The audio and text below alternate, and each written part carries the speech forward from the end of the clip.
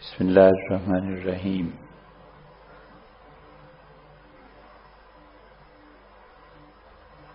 آنکھ کبھی پوری چیز کا مشاہدہ کرتی ہے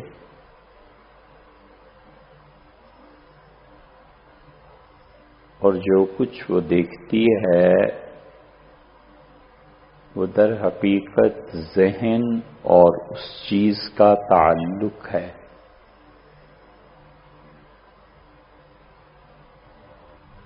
اور مشاہدے کا عموم یقین کو جنم دیتا ہے۔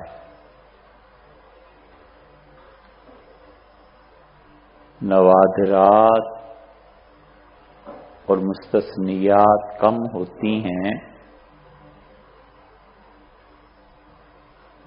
اور مشاہدہ اس کا بڑا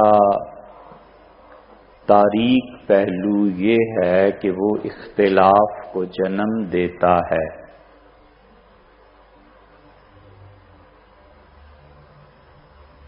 اور آدمی اپنے مشاہدے کو غم سے باہر نکال لے تو وہ یقین کی اس منزل تک پہنچتا ہے جسے آپ عام الفاظ میں ایمان کہتے ہیں۔ غم کا مطلب یہ نہیں ہے کہ دکھ، اور غم کا مطلب یہ نہیں ہے کہ انسان پریشانی میں مبتلا ہو جائے۔ غم کا مطلب ہے اندھیرا۔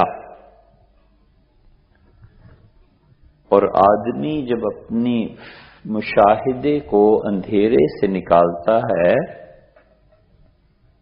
تو وہ یقین کی کیفیت میں چلا جاتا ہے۔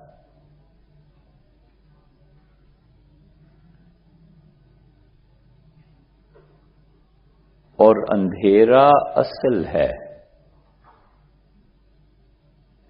روشنی سورج سے نکلتی ہے اور ہم تک پہنچتے پہنچتے جتنا کم صحیح لیکن کچھ نہ کچھ وقت لیتی ہے، اور اندھیرا رات کے اندر ہی ہوتا ہے، وہ کہیں سے نہیں آتا۔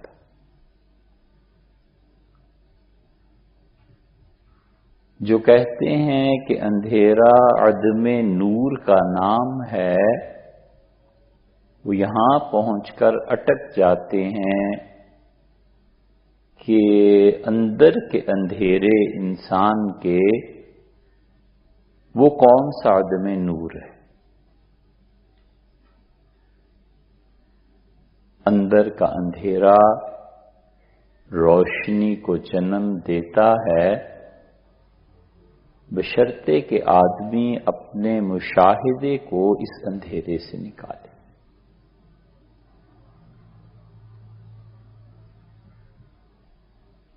بہت کم لوگ ایسے ہیں جن کا کہا ہوا حتمی ہو،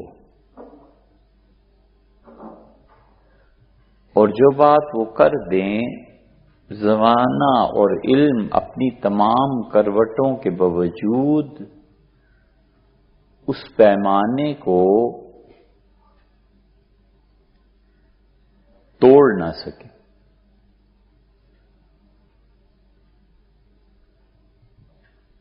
اور پھر ان میں سے بھی بہت کم ایسے ہیں جنہوں نے اظہار کر دیا ہو،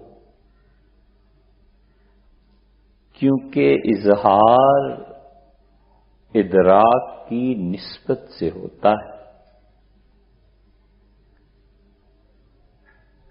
کسی شخص نے جتنا ادراک کیا، پھر اس کے بعد اس کا اظہار کیا، تو ادراک اور اظہار میں نسبت اور تناسب۔ آنکھ جو کچھ دیکھتی ہے لب پہ آ سکتا نہیں۔ محو حیرت ہوں کہ دنیا کیا سے کیا ہو جائے گی۔ علامہ اقبال نے یہ کہا، اور جو کچھ بھی روشنی انہیں ملی تھی اور جو کچھ بھی ان کی فکر تھی، اس میں بہت بڑا عنصر ان کی اس فکر کا تھا جو وہ پہروں سوچتے تھے، اور پھر اس کا جو قوت مدرکہ تھی، جو وہ سوچتے تھے، اس کو الفاظ میں لانے کی قدرت، پھر اس کا اظہار، یہ چیز تھی۔ کیونکہ ادراک اشیاء کا، حقائق کا، اور پھر اس کا اظہار، وہ اگر نثر میں ہو تو ابن عربی کی فتوحات اور ابن عربی رحمت اللہ علیہ کی باقی کتابیں، لکھتے ہیں کہ 500 سے زیادہ کتابیں ابن عربی رحمت اللہ علیہ نے لکھی۔ اسپین گئے تو وہاں اب تک میڈرڈ میں مخطوطات اتنے موجود ہیں کہ دنیا کو خبر نہیں۔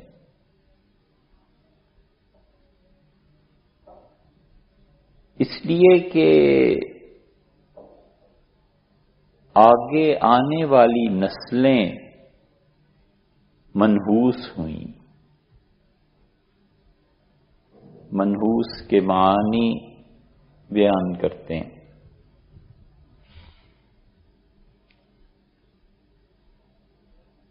تو ادراک حقائق کا، پھر اس کا اظہار نثر کی صورت میں ہو تو وہ ہیرے موتی بکھیرتا ہے، اس کا ایک ایک فکرہ سمجھنے کے لیے اہلیت چاہیے۔ یہ نہیں ہوا کرتا کہ انسان سمجھنے کی اہلیت نہ رکھتا ہو اور تمنا کے باوجود وہ سمجھ سکے۔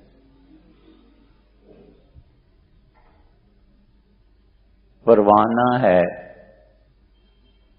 آگ میں جل جاتا ہے،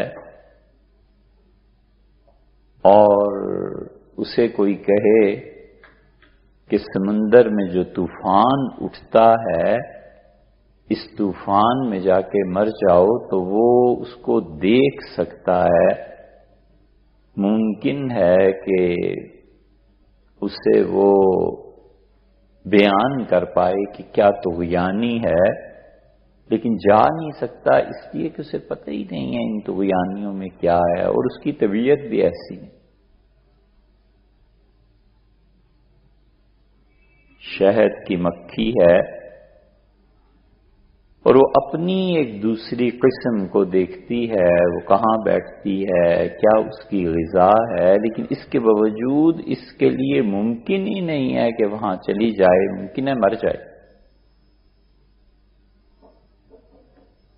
تو اس لیے حقائق کا جب ظہور ہوتا ہے اور آدمی کی قوت مدرکہ ان حقائق کو سمجھنے والی اس کا اظہار کرتی ہے، تو اول تو اظہار کرنے والے ہی بہت تھوڑے ہوئے، اکثر ایسے ہی ہوتے ہیں، وہ اس کو لے کے دنیا سے چلے جاتے، کیونکہ حق تعالی شانہ کی عنایات بہت ہوتی ہیں۔ والذین جاہدوا فینا لَنَهْدِيَنَّهُمْ سُبُلَنَا، اور جو ہم پر محنت کرے گا، ہم میں محنت کرے گا، ہم اسے کئی راستے دکھا دیں گے۔ یہ نہیں فرمایا کہ ہماری نشانیوں پہ، اس پہ مفسرین یہی دکھتے ہیں اگرچہ، لیکن خدا کہتا ہے ہم پہ محنت کرے گا۔ یہ صوفیہ کی اصطلاح میں عین ذات کی محنت ہے، مراقبہ ذات ہے، بالکل آخری سبق اور آخری درجہ جو صوفیہ کے ہیں وہ یہی ہے، اور اسی میں محنت کر کے پیر مرید سے بڑھ جائے اور مرید پیر سے بڑھ جائے۔ جس شخص کا مراقبہ ذات جتنا قوی ہوتا ہے وہ اتنا ہی حقائق کا ادراک کر سکتا ہے۔ اللہ نے فرمایا والذین جاہدوا فینا، جو ہم میں محنت کرتا ہے، یہ نہیں کہا ہمارے راستے میں، یہ نہیں کہا ہماری نشان، کچھ بھی نہیں، ہم پہ محنت کرتا ہے۔ لَنَهْدِيَنَّهُمْ سُبُلَنَا، ہم اسے کئی راستے ہم دکھاتے ہیں۔ تو اس لیے زوال وہ ہوتا ہے کہ وجود اور شعور دونوں پر زوال آ جائے، اور جس طرح یہ ذات کا مراقبہ اور یہ چیزیں انسان کو عروج اور بلندی کی طرف لے جاتی ہیں، ایسے ایسے لوگوں کو ہم نے دیکھا جو سردیوں کی طویل راتوں میں 10-10 گھنٹے یہ مراقبہ کرتے تھے، 5 منٹ نچلا نہیں بیٹھا جاتا، 10-10 گھنٹے کے مراقبات۔ وہ کوئی تو جہان تھا جو کھلتا ہوگا، کوئی دنیا تو تھی جسے وہ دیکھتے ہوں گے، کچھ تو ہوتا ہی ہوگا۔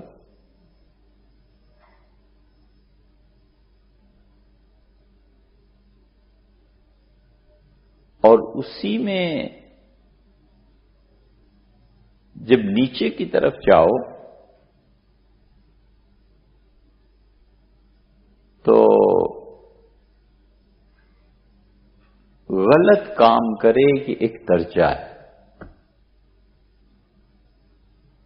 کیونکہ غلط کام کے لیے صحیح راستے کا انتخاب کرے، یہ بھی تو ایک بات ہے نا۔ غلط کام کرنا ہے،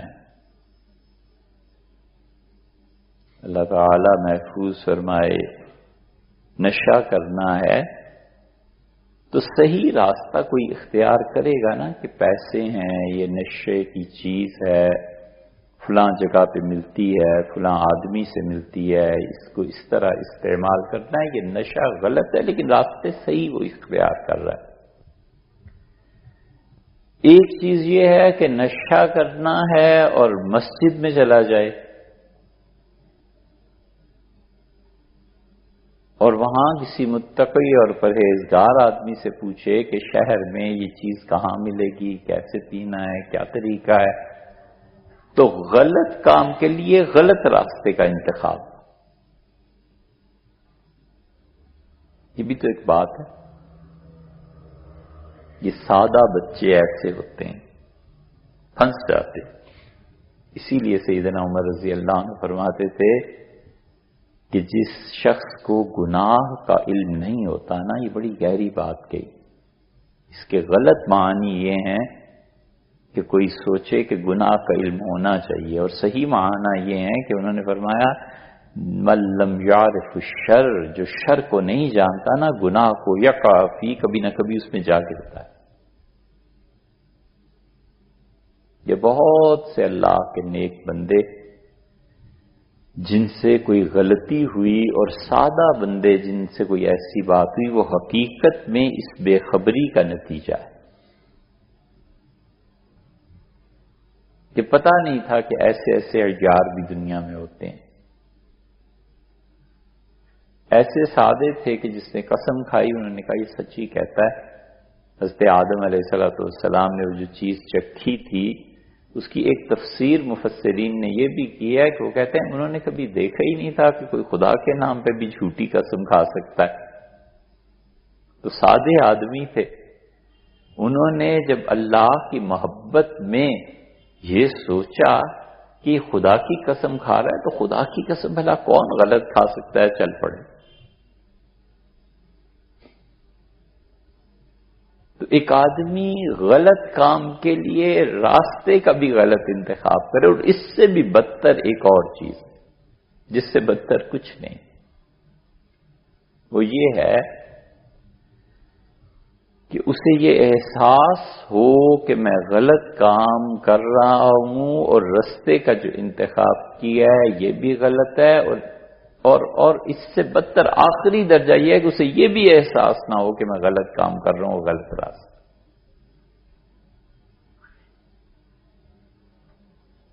کسی بھی قوم، امت، فرد پر جب یہ حالت طاری ہو جائے کہ غلط کام اس کے لیے بھی غلط رستہ اور پھر اسے احساس ہی نہ ہو، تو زوال کی اس کے بعد کوئی حد نہیں.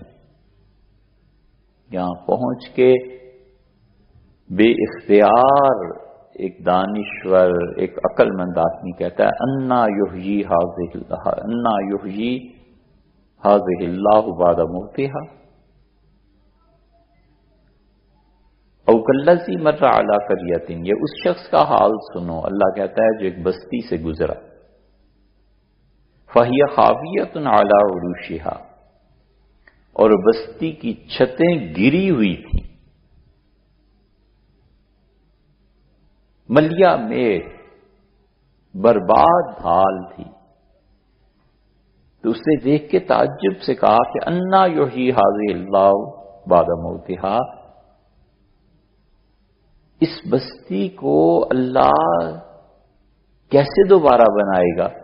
بڑے تعجب کا اظہار کیا.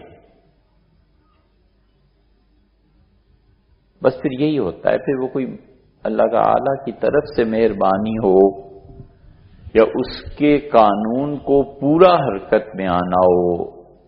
اللہ کا قانون بسا اوقات پوری حرکت میں، اللہ کے بلکہ سارے ہی قوانین پوری حرکت میں آتے ہیں، لیکن جو مجموعی طور پہ قانون کو نہیں جانتے وہ درمیانی مراحل میں مایوسی کا شکار ہو جاتے. ایک قانون یہ بھی ہے کہ نیا گھر بنانا ہے تو پرانے گھر کو بالکل ختم کر کے ملبہ نکال کے جڑیں اکھیڑ کے ایک طرف رکھو اور اب نئے گھر کی تعمیر شروع کرو. تو جو بچہ اس گھر کی بربادی کو دیکھتا ہے وہ سمجھتا ہے کہ اوفو یہ کیا کر رہے ہیں، کتنا ظلم ہے، اور اسے نہیں پتا کہ بھی قانون نے پورا ہونا ہے، اسے سال کے بعد دیکھنا اس کی کیا حالت ہوگی. ایسے ہی ہوتا ہے. اس امت میں اس نقطے کی سمجھ صرف اور صرف صوفیہ کو ملی، اسی لیے ان پر مایوسی طاری نہیں ہوتی، اسی لیے وہ کسی کو نا امید نہیں کرتے.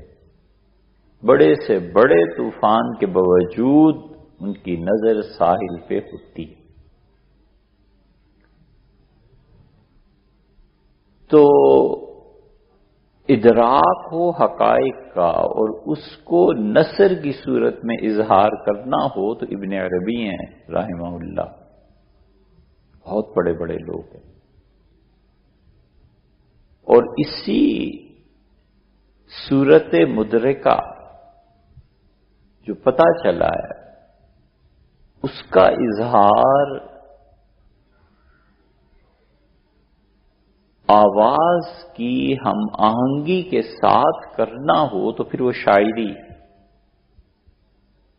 صوت، شاعری جو کچھ ادراک میں آتا ہے اس کا اظہار ایسے الفاظ کے ذریعے جو ہم وزن ہوں اور خوبصورتی آواز کی پیدا کریں، یہی تو ہے اور کیا۔ بہت کم لوگ، چھلنیاں لگ جاتی ہیں، جو کچھ دیکھتے ہیں بیان نہیں کر پاتے، اس لیے کہ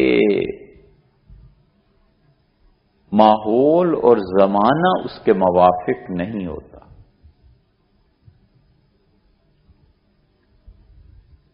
حضرت حاجی امداد اللہ صاحب مہاجر مکی رحمۃ اللہ علیہ، انہوں نے جو کچھ بھی پڑھا تھا اس سے بلند تر باتیں بسا اوقات فرماتے تھے۔ تو کسی نے کہا حضرت آپ ایسی باتیں کرتے ہیں جو مطالعے سے ماورا ہیں، مطالعے کی گرفت میں نہیں آتی یہ چیزیں۔ تو انہوں نے فرمایا کہ الہام کبھی کبھی اصطلاحات کے ساتھ ہوتا ہے، ٹرمینالوجی ہوتی ہے پوری اس کی، تو جیسا الہام ہوتا ہے میں ویسے بیان کرتا ہوں۔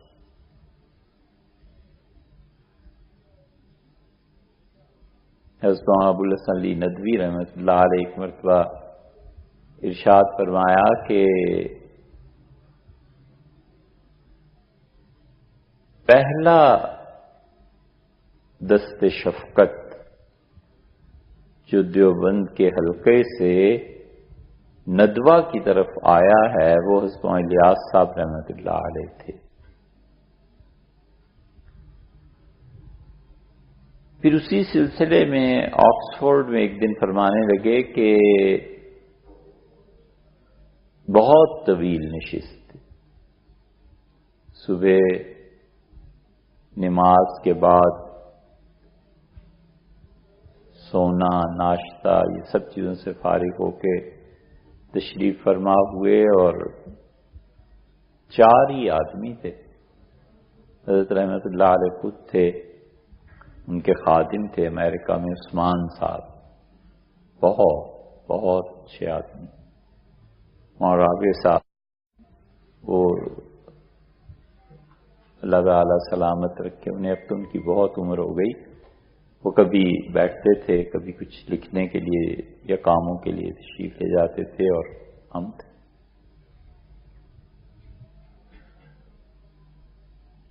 تو فرمایا کہ دلی میں ناشتہ دسترخوان بچھا ہوا تھا، تو پوچھا کہ علی میاں کہاں؟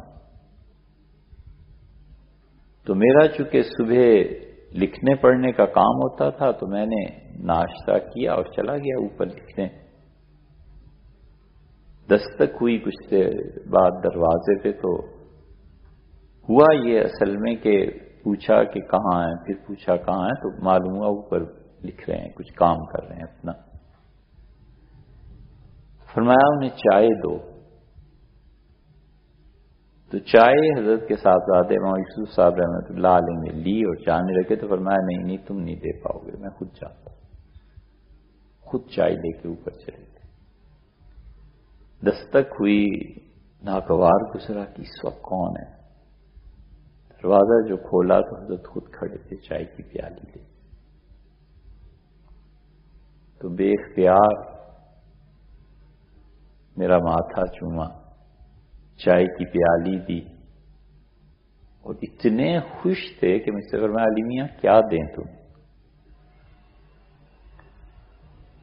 یہ ایک چیز ہے جو کبھی کبھی طاری ہو جاتی ہے، اور یہ کسی شخص کے اپنے اختیار میں نہیں ہوتا، یہ اللہ ہی کی طرف سے ہوتی ہے، اس نے عنایت کرنی ہوتی ہے، اور اس کا اظہار آخر کسی ذریعے سے تو ہوگا، درمیان میں کوئی واسطہ تو ہوگا، فرشتے ہوں گے، انسان ہوں گے، جن ہوں گے، خواب ہو، کچھ چیز تو ہوگی۔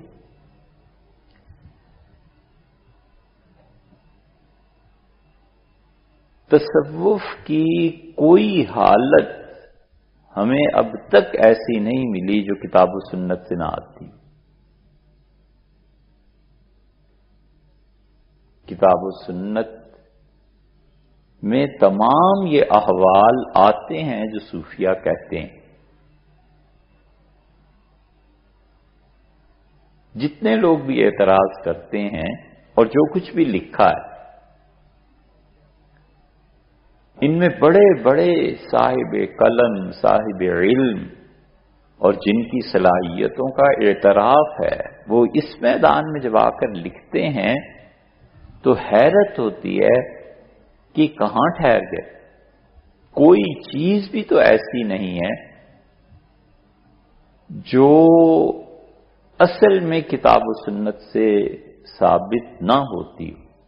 لیکن شرط یہ ہے کہ جو تصوف کا ایک نمائندہ ہے، آپ اس کی بات کریں.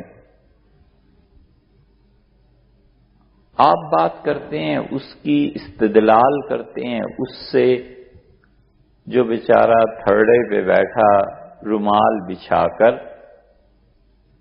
اور ہلدی کی گانٹھ بیچ رہا ہے، اسے کیا خبر ہے کہ علامہ اقبال کے بقول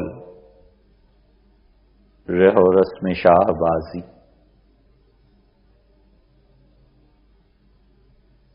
جو پلا ہو کر گسوں میں، اسے کیا خبر کہ کیا ہے رہو رسم شاہ بازی. کبے کو کیا خبر ہے شاہین کی منزل کیا ہوتی ہے؟ اس کی بات آپ کرتے ہیں. ان کی بات کریں جو نمائندہ ہیں تصوف. ابن عربی ہیں، یہ فرید الدین عطار ہیں، رومی ہیں. یہ اپنے اپنے دور میں حضرت مجدد ہیں، شاہ ولی اللہ ہیں رحمہ اللہ. یہ سارے نمائندے ہیں، بولتے ہیں، پتہ چلتا ہے کہ آدمی، پتہ چلتا ہے کہ مرد. ان کی بات کریں، اس سے کچھ ثابت کریں جو کتاب و سنت سے اصل میں ثابت نہ ہوتا.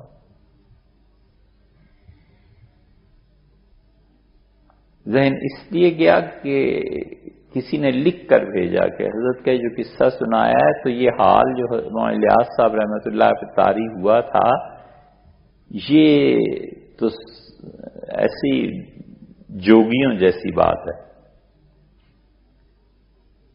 تو عرض کیا کہ وہ جو حدیث میں آیا ہے حضور اقدس صلی اللہ علیہ وسلم نے تہجد کے وقت دیکھا تو پانی بھی تھا، مسواک بھی تھی، سب چیزیں رکھی ہوئی تھیں، بہت خوش ہوئے.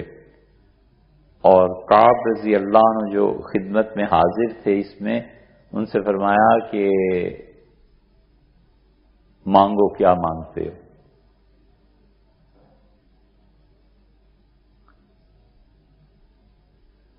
بندہ بھی تو سمجھدار ہو.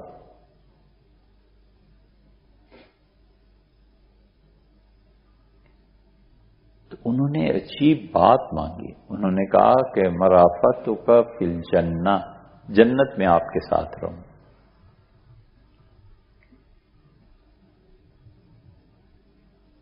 فکر کی پرواز ہے نا، کتنی اونچی بات کہی کہ جنت میں آپ کے ساتھ رہوں. تو رسول اللہ صلی اللہ علیہ وسلم آیا کہ اعنی، میرا ساتھ دو. اور پھر فرمایا کثرت السجود، سجدے کرو اللہ کو بہت زیادہ. مطلب یہ کہ اسباب میں کوئی چیز سامنے ہو تاکہ اسے قیامت میں پیش کر سکوں. اسی لیے ایک صاحب سے کہا تھا کہ آپ صرف لا الہ الا اللہ کا اقرار کر لیں، میں اس جملے کو لے کے قیامت میں اللہ کے سامنے کچھ تو بات کروں گا کہ جناب والا کو کوئی زحمت نہ پہنچے. تو ہم نے کہا وہ جو حدیث یہ جو آیا ہے کہ مانگو کیا مانگتے ہو، یہ کیا ہے؟ یہ بھی تو ایک حال ہی ہے. اس سے بحث نہیں ہے کہ نبوت کے احوال کمال اس کے تو گھر تک کوئی نہ پہنچے، مگر ایک چیز ہے. تو حضرت فرماتے تھے کہ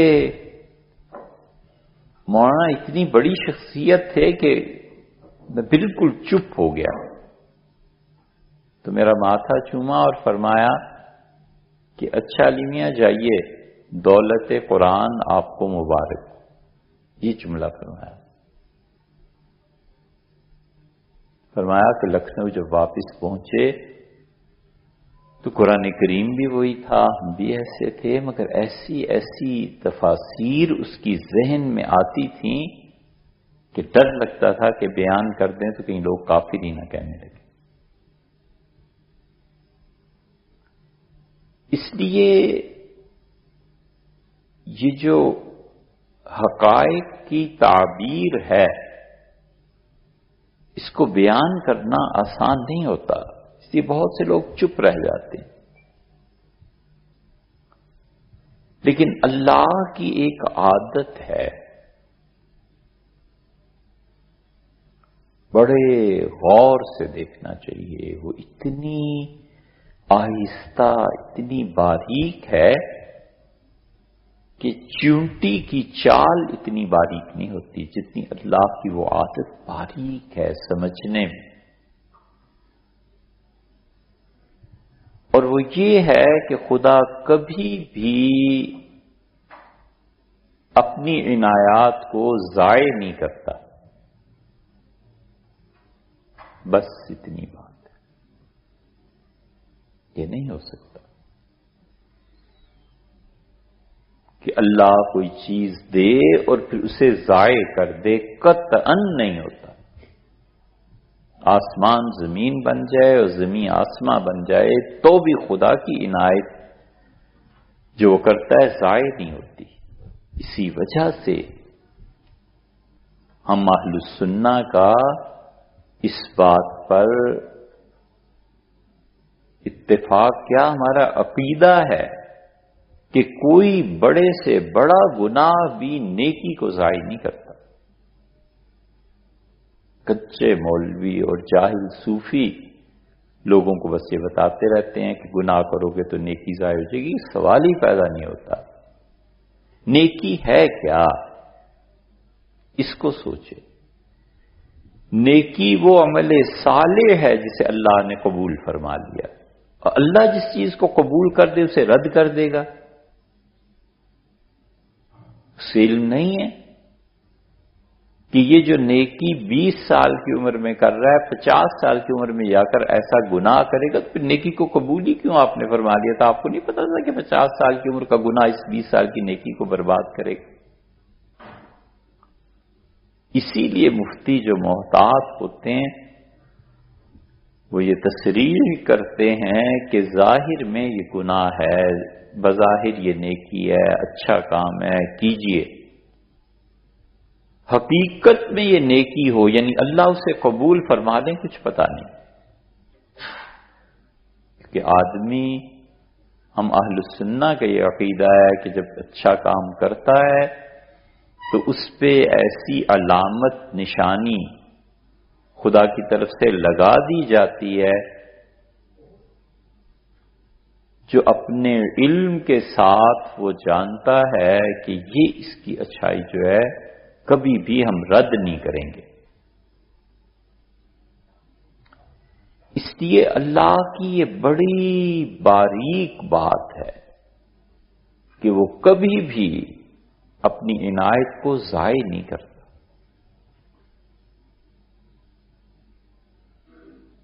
دلیل بھی اس کی دیں۔ ابن عربی رحمۃ اللہ نے لکھا ہے، ابن عربی رحمۃ اللہ نے لکھا ہے کہ حضرت موسیٰ علیہ السلام میں جو جلال تھا، اور قرآن جو ہر جگہ ان کی تعریف کرتا ہے،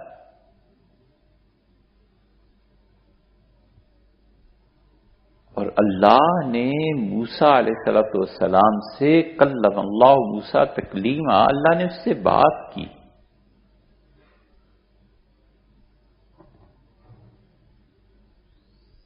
خود گفتگو اور کلام مر جائے، گم ہو جائے، باری تعالی کے ایک حرف میں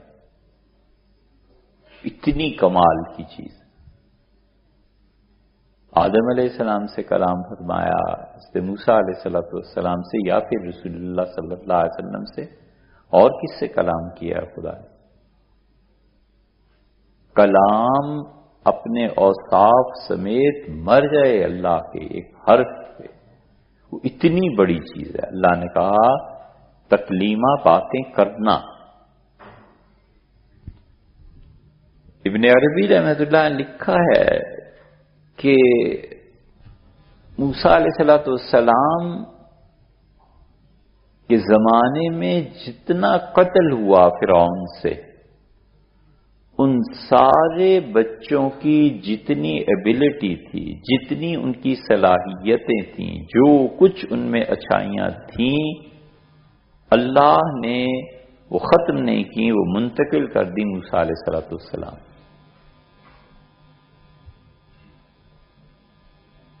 اس سے بھی بڑی دلیل چاہیے؟ اللہ نے کہا لا یطیع اجر المحسنین، جو اچھا کام کرتا ہے ہم ضائع نہیں کرتے، بس کافی ہے، انہوں نے کہہ دیا۔ اس سے بھی زیادہ حسی دلیل چاہیے؟ حسی دلیل جو ہے نا، کہ آدمی کو پتا چلے یہ جو بسا اوقات کسی کا انتقال ہوتا ہے اور اس کے جانشین جو ہوتے ہیں ان میں اصل آدمی کی صفات آ جاتی ہیں، یہی تو ہے انتقال نسبت۔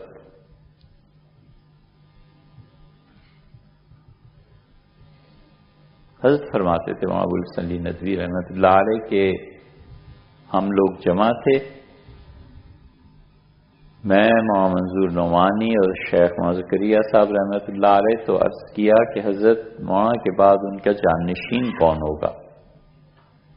چونکہ ان کے بیٹے مولانا یوسف صاحب رحمۃ اللہ علیہ کو علمی مصروفیات زیادہ تھیں، تو ان کی طرف سے یہ تھا کہ اپنے علمی کاموں میں لگے ہوئے ہیں، اس کام میں ہے نہیں۔ تو شیخ کہتے تھے کہ اگلے دن فجر کی نماز جب پڑھی مولانا یوسف صاحب کے پیچھے، تو ایسے لگا جیسے چچا جان خود نماز پڑھا رہے ہیں۔ تو مولانا الیاس صاحب رحمۃ اللہ علیہ نے وفات سے پہلے بازو پھیلا دیے اور کہا یوسف گلے مل لے، بس اتنا فرمایا۔ یہ اللہ کی بڑی باریک بات ہے، جو بڑے طویل مشاہدے اور دل کی صفائی ہو تو پھر سمجھ میں آتی ہے کہ کس کی نیکی نے جا کر کہاں پہ اپنا اثر دکھایا۔ اس لیے یہ نہیں ہوتا کہ خدا ضائع کر۔ فرماتے تھے کہ مجھ سے یہ جو کہا قرآن کریم کی دولت کے متعلق، تو ایسے جملے تو یہ ہوتا ہے۔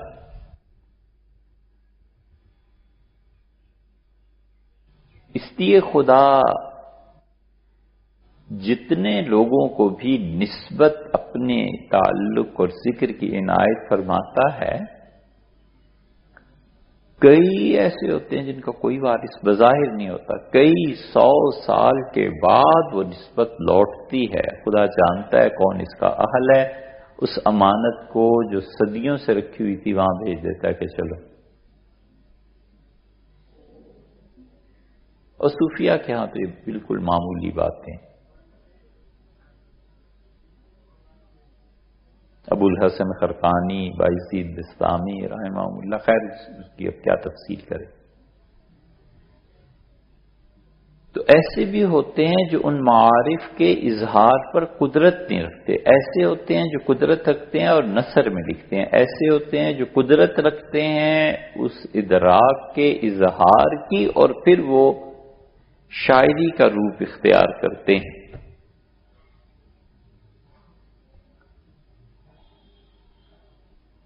وہاں روم، سنائی، فردوسی کسی حد تک، حافظ شیرازی، اب فارسی نہیں نہ پڑھتے، کون پڑھے اسے؟ فارسی پڑھے پھر سمجھے، کہاں ان لوگوں کی فکر اور اتنی زبردست چیز کہ الفاظ جو ہیں وہ بالکل توڑ موڑ کے رکھ دیتے ہیں معروم کو. معروم میں اتنی صلاحیتیں اللہ نے رکھی تھیں، وگرنہ علامہ اقبال جیسا آدمی انہیں اپنا مرشد رومی قرار دیتا، ہو نہیں سکتا.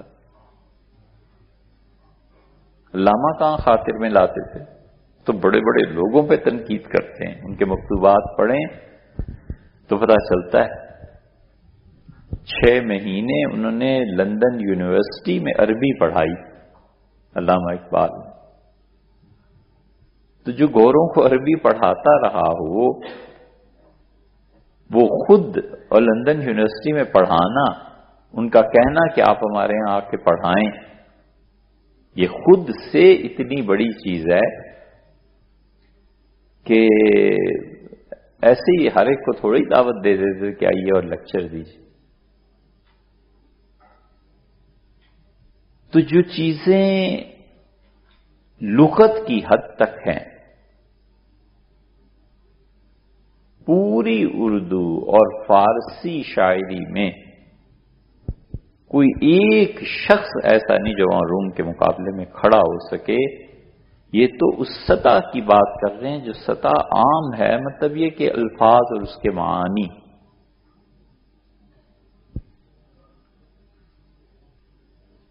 بہت بہت بلند ہیں وہ، اور ایسے الفاظ کو اپنے کہنا بے ادبی ہو شاید، لیکن مولانا کے اظہار قدرت کے لیے کہتے ہیں کہ مولانا الفاظ کو پاؤں میں رون دیتے، جس لفظ کو جیسے چاہیں استعمال کرتے ہیں.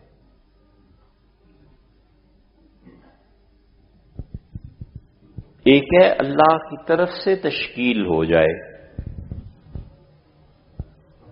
کہ جملے فکرے سانچے میں ڈھلے ہوئے نازل ہوں، باطن پہ آئیں اور آدمی اس کا اظہار کرے. یہ تو مسئلہ الگ ہے.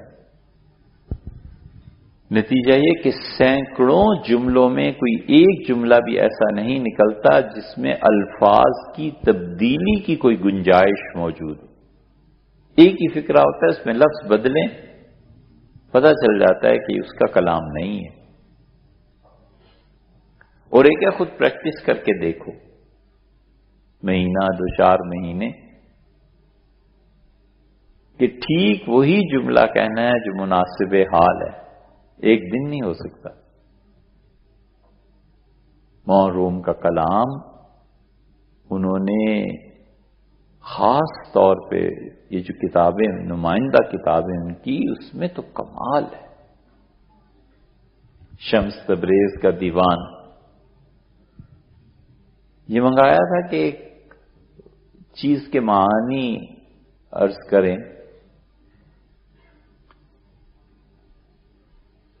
ہوتا یہ ہے کہ یہ جو پورا فلسفہ ہے نا انتقال نسبت کا، کہ اللہ تعالیٰ کبھی بھی ضائع نہیں کرتا، اسے کہیں نہ کہیں ظہور کرنا ہی ہوتا ہے، کہیں نہ کہیں اس کا اظہار ہوتا ہے. یہ بہت مرتبہ ہوا ہے تاریخ میں. حضرت مولانا قاسم نانوتوی رحمۃ اللہ علیہ کی جو کتابیں ہیں، ان علوم کو کوئی آدمی پڑھے تو کیا فلسفہ اور کیا ریاضی اور کیا نجوم اور کیا منطق. ان کی کتاب کو اس زمانے میں بڑے سے بڑے کسی عالم دین کے پاس لے جائیے اور اسے کہیے حضرت 2 صفحوں میں بتائیں حضرت نے کہا کیا ہے، تو شاید کوئی بتا پائے. اتنی گہری چیزیں. کسی نے حضرت حاجی امداد اللہ صاحب مہاجر مکی رحمۃ اللہ علیہ سے پوچھا تھا کہ حضرت آپ کا جو کلام ہے یہ بسا اوقات اتنا گہرا ہوتا ہے اور آپ لکھتے ہیں، اور یہ سب کیا ہے مسئلہ؟ تو حضرت نے فرمایا کہ میں نے اللہ تعالی سے یہ مانگا تھا کہ میرے علوم اور معارف اس کو بیان کرنے کے لیے کچھ ہونا چاہیے. جو کچھ آپ عنایت فرماتے ہیں کوئی نہ کوئی تو ہو جو ان چیزوں کو بیان کر سکے.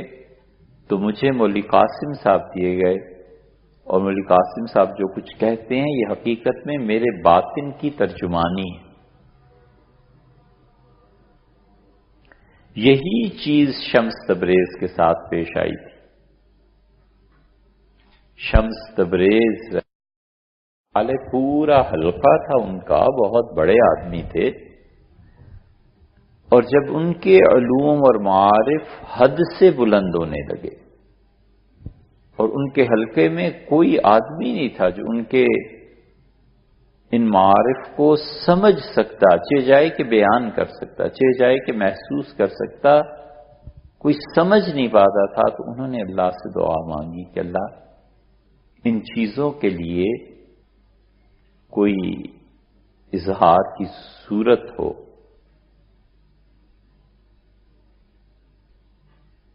غالب نے کیا کہا ہے؟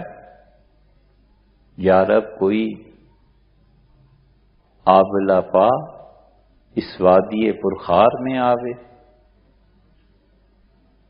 غالب کہتے ہیں یہ بھی تو ایک مسئلہ ہے غالب کو سمجھنا، نقطہ آفرینی اس کی کمال کی. کہتا ہے کہ کانٹوں کی زبان پیاس سے سوکھ گئی ہے، کانٹے گرمی سے تنگ آ گئے ہیں، شدید پیاس ہے. اے پروردگار عالم کوئی تو پاگل دیوانہ جس کے پاؤں میں آبلے چھالے پڑے ہوئے ہوں، کوئی مجنوں کوئی ادھر بھی آئے ان کانٹوں پہ پاؤں رکھے تاکہ کانٹوں کا وجود تر ہو. یا رب کوئی آب لپا اس وادی پرخار میں آب. مولانا روم کا کمال ہے کہ انہوں نے مجذوبیت کو عرفان کی حد تک پہنچا دیا. مجذوب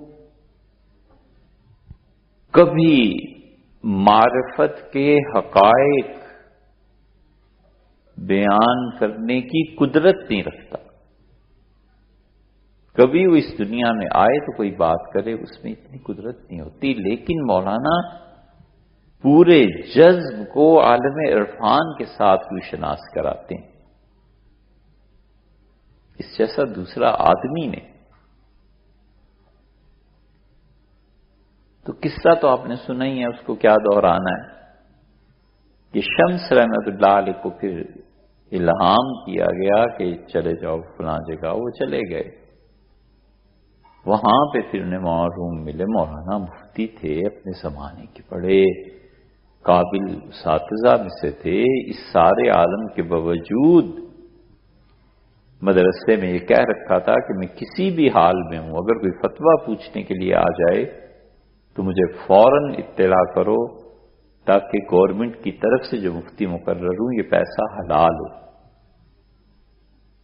اس علم کے باوجود وہ جو شمس کو ایک زبان چاہیے تھی نا، وہ زبان معروم کی صورت میں ملی. اور پھر مولانا فنا ہو گئے، انہوں نے اپنے وجود کو ہی مٹا دیا. مولوی ہرگز نہ شد مولائے روم. خود کہتے ہیں کہ مولوی مفتی کبھی بھی مولانا رومی نہیں بن سکتے. تا غلام شمس تبریز وہ، جب تک کہ وہ تبریز کے شمس سورج کی ذات میں اپنے آپ کو فنا نہ کرتے. انہوں نے ایسی ایسی غزلیں لکھی ہیں، نظمیں کہی ہیں اپنے شاعر کی شان میں کہ اگر انہیں پڑھ دیں تو لوگ کہیں یہ کفر نہیں تو اور کیا ہے.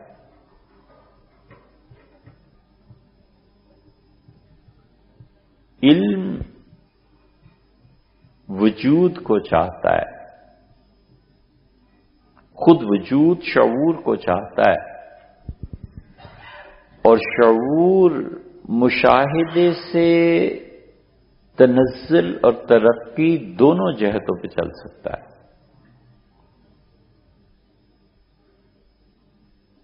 اس لیے جن لوگوں کو اللہ نے سعادت سے نوازا ہوتا ہے، بری سے بری چیز میں بھی کچھ نہ کچھ ڈھونڈ لیتے ہیں۔ اب بھلا بتاؤ، یہ معروم کی نظم ہے جو انہوں نے اپنے شیخ کی شان میں لکھی ہے، شمس من خدائے من، اے میرے شمس، تبریز کے رہنے والے، اے میرے پروردگار۔ مولوی صاحب یہیں رک جائیں اور کہیں کفر نہیں تو اور کیا؟ تو کوئی عرض کرے کہ حضرت خدا فارسی میں بڑے کے معنی میں استعمال ہوتا ہے، تو انہوں نے پیر و مرشد کے معنی میں استعمال فرمایا۔ دے خدا، گاؤں کا خدا، چودھری، نمبردار، فارسی میں اس معنی میں استعمال ہوتا ہے۔ تو یہ دیوان ہے پورا ان کی غزلوں کا، ان کی منقبت جو انہوں نے اپنے شیخ کی، اور انسانی زندگی کے ان مسائل پر ہاتھ ڈالا ہے جن مسائل کی وجہ سے زندگیاں تباہ ہو جاتی ہیں، اور اتنا پرفیکٹ کلام ہے، اتنی پرفیکٹ بات کرتے ہیں کہ اس بات پہ پھر مزید اضافے یا ترمیم کی کوئی گنجائش باقی نہیں رہتی۔ مولانا کا ایک شعر عرض کرتے ہیں، زندگی کے کسی حال میں سے لے جاؤ، دیکھو یہ شعر کیسا فٹ ہے، اس پہ کوئی ترمیم اور اضافہ کیا ہی نہیں جا سکتا۔ کہتے ہیں انجیر فروش را چہ بہتر، انجیر بیچنے والے کے لیے کیا چیز زندگی میں اچھی ہے؟ انجیر فروشی اے برادر، میرے بھائی انجیر بیچنا ہی سب سے اچھا کام ہے اس کا، بس اور کیا۔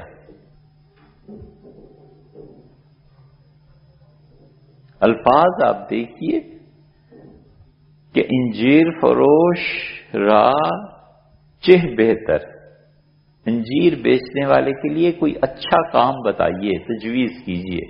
جواب دیتے ہیں اور کہتے ہیں کہ انجیر فروشی ہے برادر، بھائی اس کے لیے سب سے اچھا کام یہ ہے کہ اپنی انجیریں بیچے۔ زندگی کے کسی میدان میں سے فٹ کر دو برابر۔ مطلب کیا ہے؟ مطلب یہ ہے کہ جس کا کام اسی کو ساجے، اور کرے تو ٹھینگا باجے۔ ہر آدمی کو اپنا کام جس کے لیے اللہ نے اسے پیدا کیا ہے وہی کرے گا تو ٹھیک رہے گا۔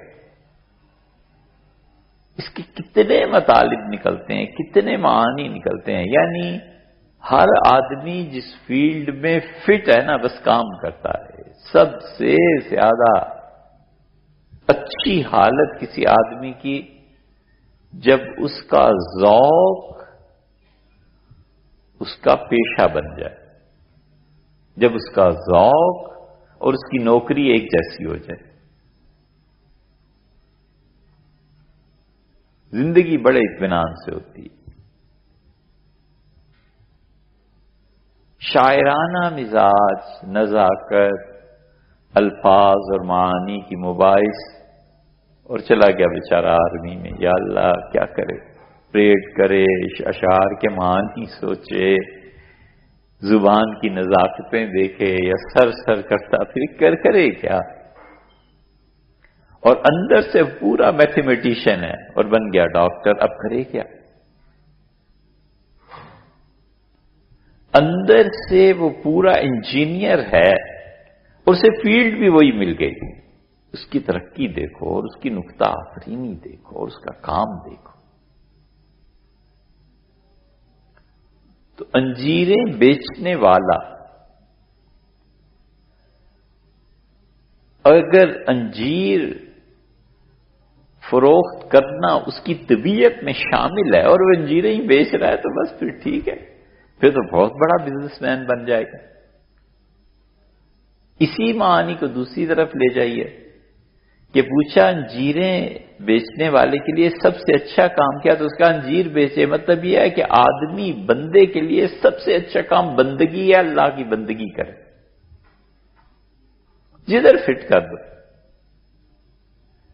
بات کبھی بالکل سمپل کہتے ہیں لیکن اتنی مکمل بات ہوتی ہے کہ اس پہ مزید ترمیم اضافہ کچھ نہیں کیا جا سکتا۔ اس لیے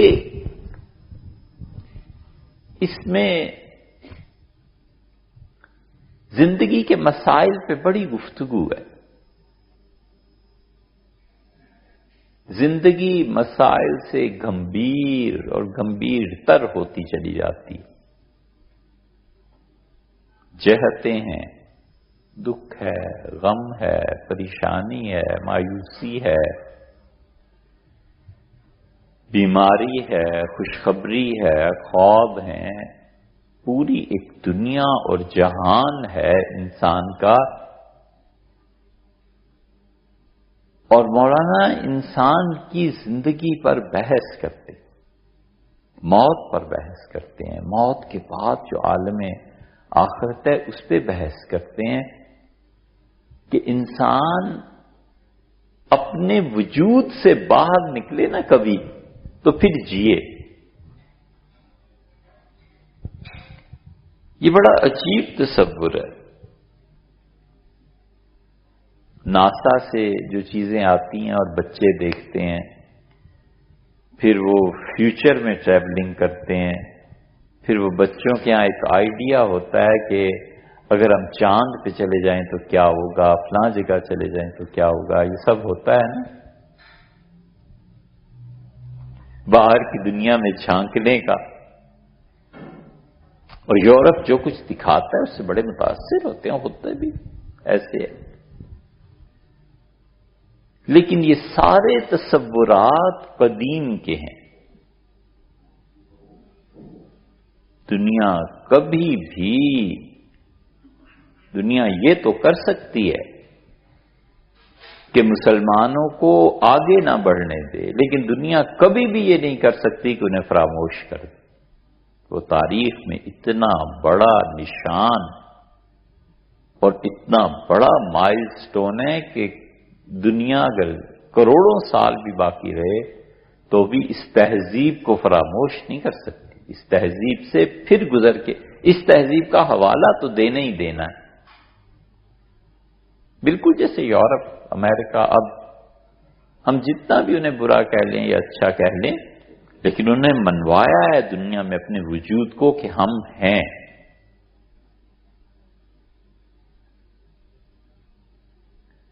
اس لیے مولانا نے اس میں جو زندگی کے مسائل پہ بحث کی ہے نا، یہ جتنے بھی اب فلسفی ہیں اور جتنے بھی نفسیات کے ماہرین اور علماء اور یہ ہیں، یہ سب چیزیں ہمارے جو بڑے لوگ تھے انہوں نے ڈسکس کیا۔ آدمی اسے پڑھے اور سمجھے تو بہت سے مسائل حل ہو جاتے ہیں۔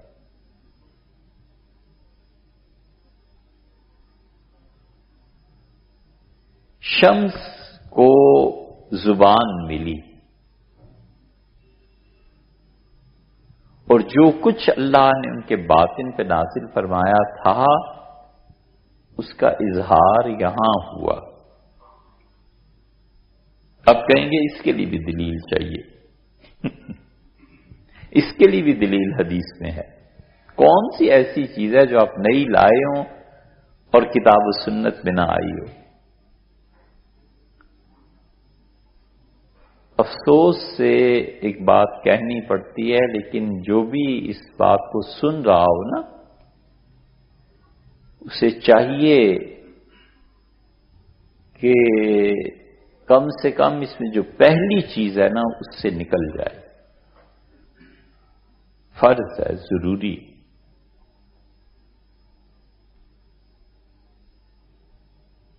ایک تو یہ ہے کہ ہمارے دور میں مذہبی آدمی سے اچھے اخلاق کی توقع ہی نہیں رکھی جا سکتی۔ یہ اتنی بڑی چیز اب بن گئی ہے کہ جیسے مسلمہ حقائق میں سے ہے کہ جس آدمی نے شریعت کے ظاہر پہ عمل کیا ہوا ہے اور وہ نماز کے لیے مسجد جاتا ہے یا یہ چیزیں پہلے سے تصور ہے کہ یار اس کے اخلاقیات میں غصہ ہوگا، لڑے گا، مارے گا، کچھ نہ کچھ شرارت ضرور کرے گا، بچ کے رہو۔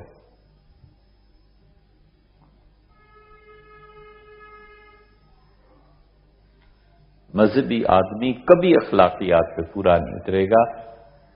اب سے ٹریجڈی کہیے، سانحہ کہیے، ان میں بہت تھوڑے لوگوں کی مقدار امر واقعہ ہو جانا کہیے یا کچھ بھی کہیے، لیکن اب ہماری نسلوں کا تصور یہ ہے کہ اگر یہ آدمی مذہب سے کوئی تعلق رکھتا ہے نا تو اس سے توقع ہی نہ رکھو کہ یہ شرافت سے بولے گا یا کچھ سنے گا۔ یہ جو مسجد سے نکل رہا ہے، ذرا اس کے سامنے اگر گیند ادھر سے ادھر چلی گئی نا یا اس کو جا کے لگ گئی تو اسے ضرور گالیاں دینی۔ یہ بڑی بدقسمتی ہے کہ مذہب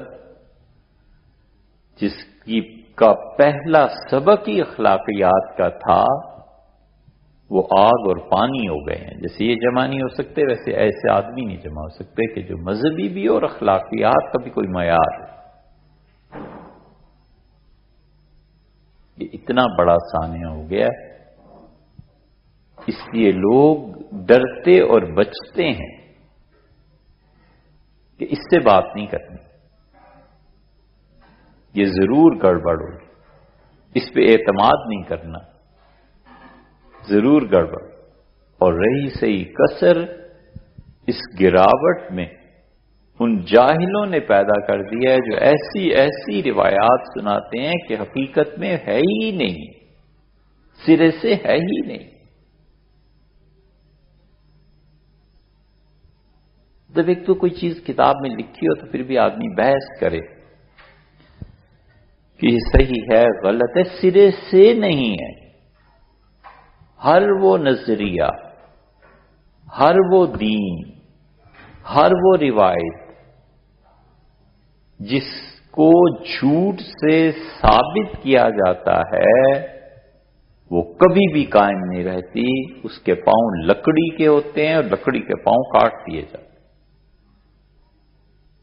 معروم نے کہا نا، پائے چوبیں سخت بے تمکین ببد، یہ جو لکڑی کے پاؤں ہیں بظاہر بڑے سخت ہوتے ہیں لیکن جمے ہوئے نہیں ہوتے۔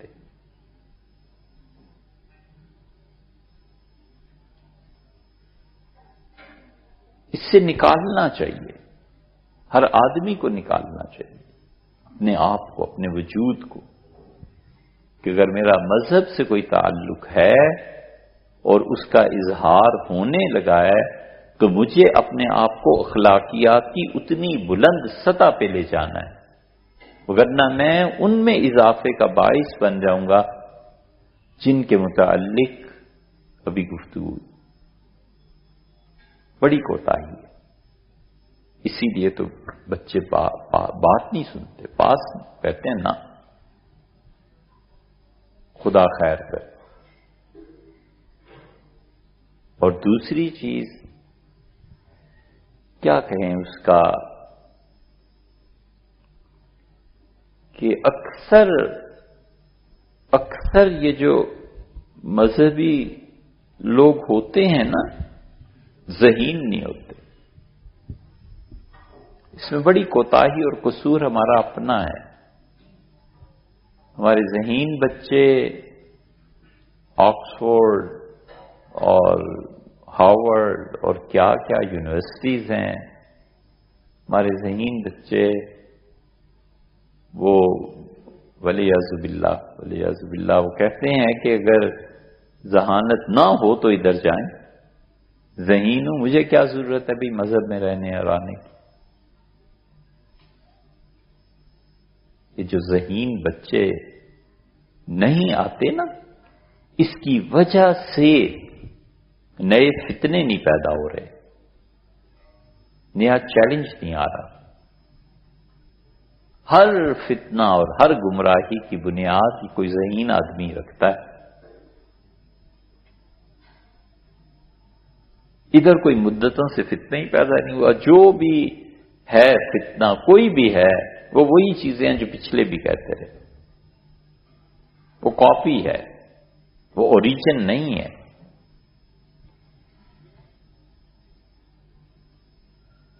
جہاں نظام تعلیم کا یہ حال ہو کہ حافظے کی تعریف ہوتی ہو اور ذہین بچے اس کو کوئی نہ پوچھے، وہاں اس سے زیادہ ماتم کیا کیا جا سکتا ہے؟ حافظہ کیا ہے؟ کنٹینر ہے نا، ایک پیالہ ہے، برتن ہے، معلومات کو اس میں جمع کرنا ہے۔ اسے 10 شاعروں کے حالات پتہ ہیں۔ یہ بچہ فر سنا دے گا کہ نیوٹن اور فلاں کی تھیوری کیا ہے، کوانٹم کیا ہے، فلاں کیا ہے۔ اس نے رٹا مار کے حفظ کر دیا نا، اس کی قوت حافظہ مضبوط ہے۔ ذہین نہیں ہے، ذہین تو وہ بچہ ہے جو نیوٹن کے بھی پرخچے اڑا دے، جو کہتا ہے یہ کیا بات ہے، یہ نہیں یہ بات ہے۔ وہ ذہین ذہانت جو ہے نا وہ ایک الگ چیز ہے اور وہ اصل ہے۔ حافظہ تو ایک ذریعہ ہے علم کو محفوظ رکھنے کا۔ کتاب کیا ہے؟ خود ذریعہ ہی ہے نا علم کو محفوظ رکھنے کا، وہ تحریر کی صورت میں۔ ریکارڈنگ کیسٹ کیا ہے؟ وہ بھی ایک ذریعہ ہے۔ لیکن ایک ہے ذہین، وہ اپنی ذہانت سے نقطے کو پیدا کرتا ہے، وہ اپنی ذہانت سے حل کرتا ہے کہ یہ ہے تو یہ بھی ہے، یہ ہے تو یہ بھی ہے۔ علامہ اقبال اللہ تعالی سے ایک جگہ بات کرتے ہیں، کہتے ہیں کہ تو شبا فریدی چراغا فریدم، تو نے کیا کیا؟ رات پیدا کی، میں نے تیرے مقابلے میں چراغ بنایا، روشنی بنائی ہے۔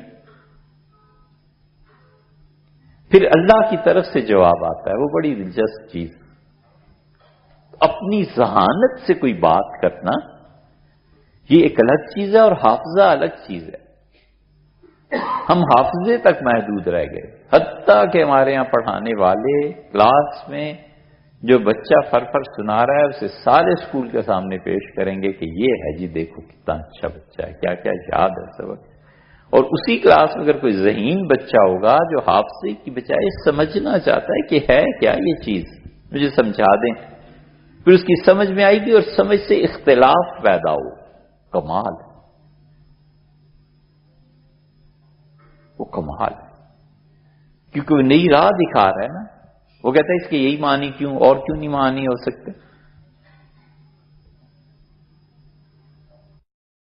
یہ دو چیزیں ہیں جو بدقسمتی سے ہمارے ہاں مذہبی حلقے میں جڑ گئی ہیں۔ کم سے کم ایک کو تو دور کرنا چاہیے۔ ذہانت تو چلو پھر خدا کے حوالے، کبھی کوئی ذہین آدمی معلوم کو پڑھے تو پھر پتہ چلے، کبھی کوئی ذہین آدمی۔ اس لیے ان لوگوں کے ہاں نئی راہیں تھی، نئی روایت تھی، نئی چیز تھی۔ فتنے بھی اسی سے پیدا ہوئے، نئے نئے مذاہب سے بھی اسی سے بنے کہ وہ ذہین لوگ تھے۔ ان کا یہ ہے تو یہ کیوں نہیں، یوں ہے تو یوں کیوں نہیں۔ مدتوں سے اب چونکہ مذہب سبجیکٹ نہیں رہا، اس لیے کوئی نیا فتنہ پیدا بھی نہیں ہوتا۔ ایسا فتنہ جو عالمگیر سطح پہ پھیل جائے، جو لوگوں کو گہراؤ میں لے لے۔ گورے جب پڑھتے ہیں دین کو، پھر اس میں نئے نقطے، نئے معنی، ہم انہیں گمراہ کہیں، کچھ بھی کہیں، سچا ہو جھوٹا ہو کچھ بھی ہو، ذہین ہے نا اپنی چوائس سے گیا ہے عربی، فارسی اور اسلام کو پڑھنے کے لیے، وہ کسی جبر کے نظام کے تحت نہیں گیا۔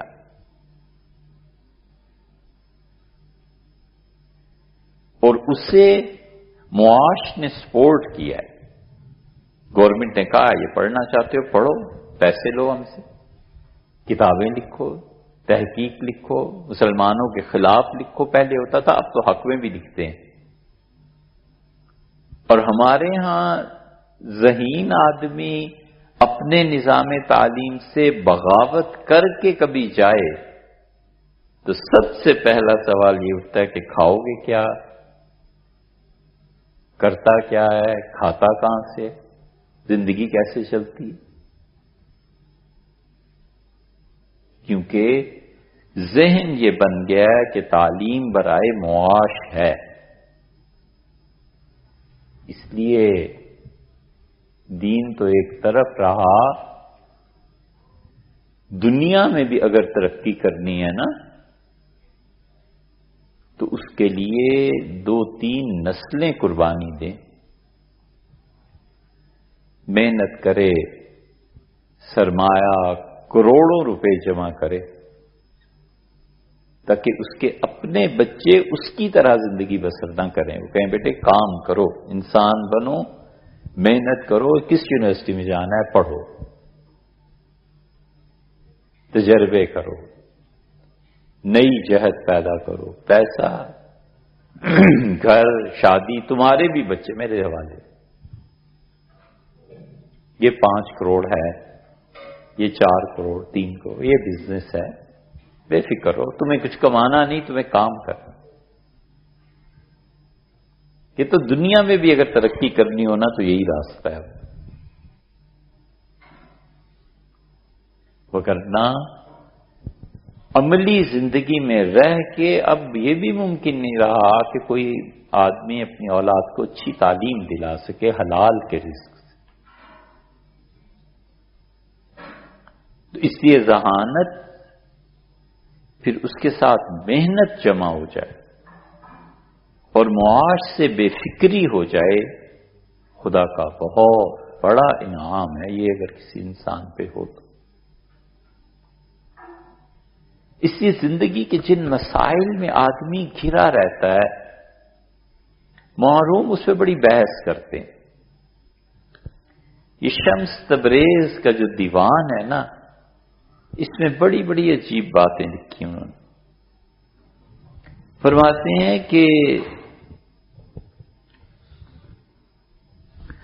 افسردی درا گوشا چرا تو ہم نمی گردی مگر تو فکر منحوسی کے جز بر غم نمی گردی. کیا شعر ہے. ایک غزل کہی ہے انہوں نے، اس میں فارسی میں جو الفاظ ہیں انہوں نے بالکل کچومر نکال دیا ہے، الفاظ کو نئے معانی پہنائے، لفظ کے لیے نئے معانی تلاش کرنا یہ عام آدمی کا کام نہیں ہوتا. لفظ ایک ہی ہے، اس کے نئے معانی تلاش کرنا اور اس کو نیا رنگ دینا. اب یہ شعر دیکھیے کیسا زبردست ہے. چہ افسردی دراں گوشا چرا تو ہم نمی گردی مگر تو فکر منحوسی کہ جز بر غم نمی گردی. چہ افسردی، کیوں خاموش بیٹھے ہو، کیوں افسوس کے ساتھ زندگی بسر کر رہے ہو، کیوں پریشانیوں میں گھرے ہوئے ہو. دران گوشا، وہ جو گوشا ہے، کمال ہے کہ ان گوشا نہیں کہا کہ یہ، کیونکہ یہ ان فارسی میں عام ہے اور حقارت کے معنی میں بھی استعمال ہوتا ہے، اور دور عظمت آن حضرت، آن جناب، بڑی عزت کے معنی میں. مولانا نے بالکل لفظ کو توڑ دی ہے. چہ افسردی دران گوشا چراتو ہم نمی گردی، تو جو اس کونے میں بیٹھا ہے، حقارت کے ساتھ کہتے ہیں، تم جو اس کونے میں زندگی گزار رہے ہو، چرا تو ہم نمی گردی، تم کیوں سر جھکائے افسوس کے ساتھ بیٹھے ہوئے ہو، تم حرکت کیوں نہیں کرتے؟ کیا اس طرح افسوس کے ساتھ زندگی بسر ہو سکتی ہے؟ کیا اس طرح افسوس کے ساتھ سوچ کے اللہ سے شکایتیں اور اپنی صلاحیتوں کے ضیاع کرنے سے زندگی بسر ہوگی؟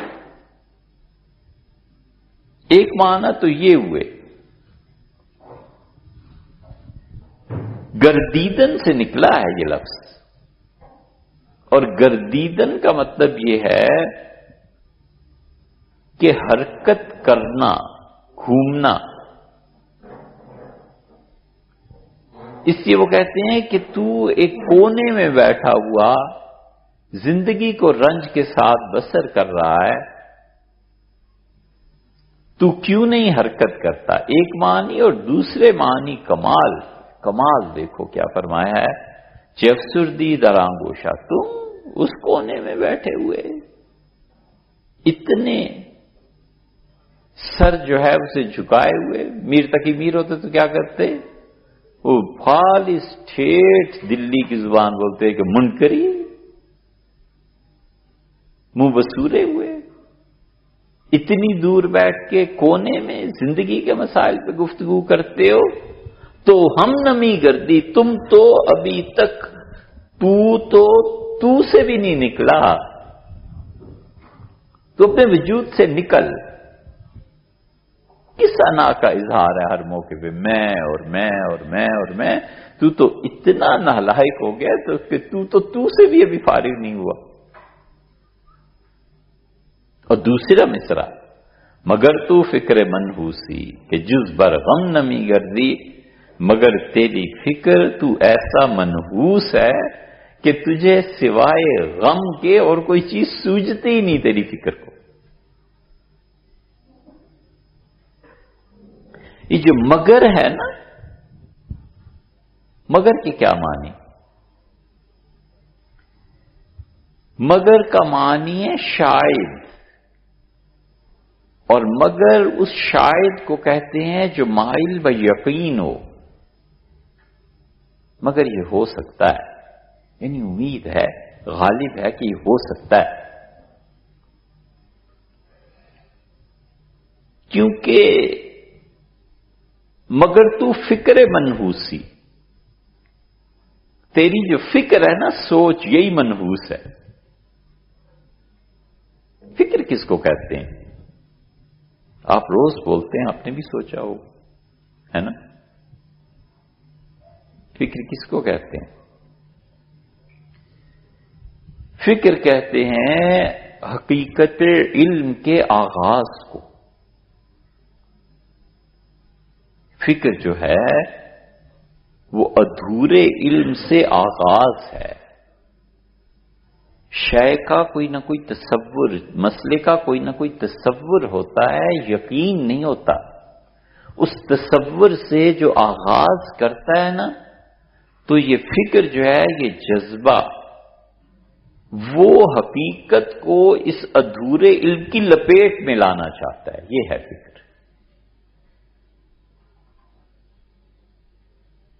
فکر ہے کہ کوئی گاڑی لینی ہے، مجہول سا تصور ہے نا، پورا علم نہیں ہے۔ اب یہ جال پھینکتا ہے ذہن، کہتا ہے اچھا کرونا یا کرولا جو بھی ہوگی، اچھا جیپ، اچھا یہ مرسڈیز، بی ایم، فلاں فلاں۔ یہ جو ادھورا علم ہے، یہ جال پھینک کے کل علم کو اپنے تصرف میں لانا چاہتا ہے، یہ ہے فکر، اسے کہتے ہیں فکر۔ تو کہتے ہیں جو تمہاری فکر ہے نا، یہ اصل میں، اچھا اس کی تعریف جو کتابوں میں تمہیں ملے گی، وہ کہتے ہیں معلوم کو مجہول کی طرف حرکت دینا۔ یہ اچھی تعریف ہے جو کتابوں میں لکھی ہے کہ معلوم کو مجہول کی طرف حرکت دینا۔ معلوم ہے ایک گاڑی لینی ہے، بس اب مجہول یہ چیز ہے کہ کون سی لینی ہے، کتنی قیمت کی، کلر کیا، کمپنی کیا، وغیرہ وغیرہ وغیرہ۔ تو یہ فکر کہتے ہیں اس کو کہ معلوم سے یہ ادھورے علم سے سفر شروع کرتا ہے اور حقیقت کو اپنے اس ادھورے علم کے جال میں لپیٹنا چاہتا ہے، اس مچھلی کو پکڑنا چاہتا ہے. یہ ہوتی ہے فکر. اور فکر کا بنیادی مقدمہ، فکر کی بنیاد میں سے ہوتی ہے، اپنے سے. اس لیے کہ آدمی سب سے زیادہ اپنی آپ سے شناسا ہوتا ہے. فکر کا وجود اپنے سے شروع ہوتا ہے کہ میں ہوں، کچھ نہیں. اور سردی آ رہی ہے، اس کی فکر، اسے کوئی پرواہ نہیں ہے دنیا میں برف پڑتی ہے یا گرم ہوائیں چلتی ہیں، اپنا وجود کے کپڑے ہیں کہ نہیں ہیں، کیا لینا ہے، کمرہ کیسا ہونا چاہیے. اپنا فکر کا مقدمہ انسان کا اپنا وجود ہوتا ہے سب سے پہلے. تو کہتے ہیں کہ مگر تو فکر منحوسی، یہ جو تمہاری فکر ہے نا، یہی منحوس ہے. منحوس نحس سے نکلا ہے، اور نحس اس کے مقابلے میں آتا ہے سعد. اور سعد اس کو کہتے ہیں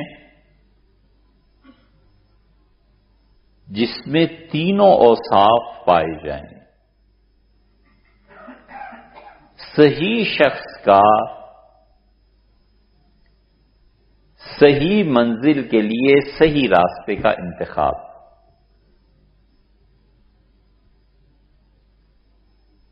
صحیح شخص کا صحیح منزل کے لیے صحیح راستے کا انتخاب، یہ ہوتا ہے سعد.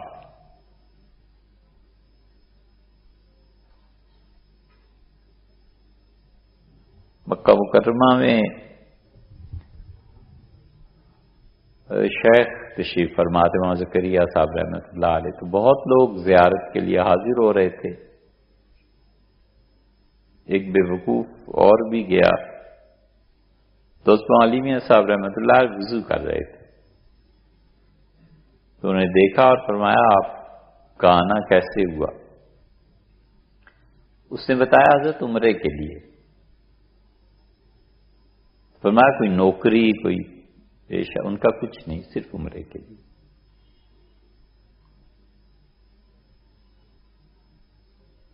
فرمایا عمرہ کیوں کرنا ہے؟ تو اس بے وقوف نے اپنی سمجھ کے مطابق جواب دیا ہوگا یا جو بھی. اس نے کہا حضرت اللہ تعالی کی خوشی کے لیے. بڑے خوش ہوئے، ہاتھ دھو رہے تھے اور ہاتھ چھوڑ کے اس کی طرف دیکھا اور فرمایا صحیح آدمی صحیح کام کے لیے صحیح جگہ پہ آیا ہے. یہ ہے سعد. اور منحوس، وہ تو ہم آپ سے پہلے ہی عرض کر چکے کہ منحوس پہلے درجے کا وہ ہے جو غلط کام کرے، برکتیں اٹھ جاتی ہیں. یہ جو اب اس مرتبہ رنگ ڈنگ ہم نے دیکھا نا ان وہابیوں کا، تو اللہ نہ کرے کہ وہ وقت آئے، لیکن یہ آغاز ہے اس ملک سے برکتیں اٹھانے کا. یہ اس سال آغاز ہوا ہے.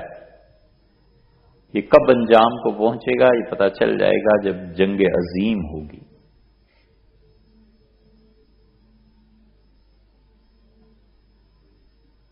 کیونکہ برکتوں کا وجود تو ہے نہیں نا. صحابہ کرام رضی اللہ عنہم کی قبریں تھیں، لوگ وہاں جاتے تھے، دعا مانگتے تھے، سمجھتے تھے کہ خدا کی رحمت یہاں زیادہ نازل ہوتی ہے، ان کا مٹاؤ انہیں. ساری شاہ عبداللہ کی جو توصیات ہیں یہ سب صحابہ کرام رضی اللہ عنہ کی قبروں پہ بھی ہیں. جرول یہاں جو حجاج ابن یوسف نے ان لوگوں نے بنو امیہ نے شہید کرائے تھے، ان کی قبریں یہیں تھیں. 1920 تک بھی جو سفر نامے ہیں حج کے آپ پڑھیں، کتنے ہی لوگوں نے لکھا ہے کہ وہاں گئے دعا کے لیے. تو یہ جو اب اس مرتبہ آغاز ہوا ہے نا، یہ نحوست کا پہلا درجہ ہے کہ آدمی کام غلط کرے، نتیجہ یہ نکلتا ہے کہ برکت اٹھ جاتی ہے۔ اسی لیے ابن ماجہ کی روایت میں آتا ہے کہ رسول اللہ صلی اللہ علیہ وسلم نے فرمایا کہ ان گناہوں سے بچو، یا وہ گناہ جو تمہارے رزق سے برکت اٹھا لیتے۔ ظلم کی وجہ سے نحوست آ جاتی، ظالم آدمی منحوس بھی ہوتا ہی ہے، بہت بری بات ہے یہ ظلم، تو قیامت کے دن تک پیچھا نہیں چھوڑتا۔ تو سب سے پہلا درجہ یہ ہے کہ آدمی غلط کام کرے، اور دوسرا درجہ یہ ہے کہ غلط کام کو غلط طریقے سے کرے۔ غلط کام بھی کوئی صحیح طریقے سے کرے تو چلو پھر بھی کوئی بات ہے، غلط کام کو بھی غلط طریقے سے کرنا۔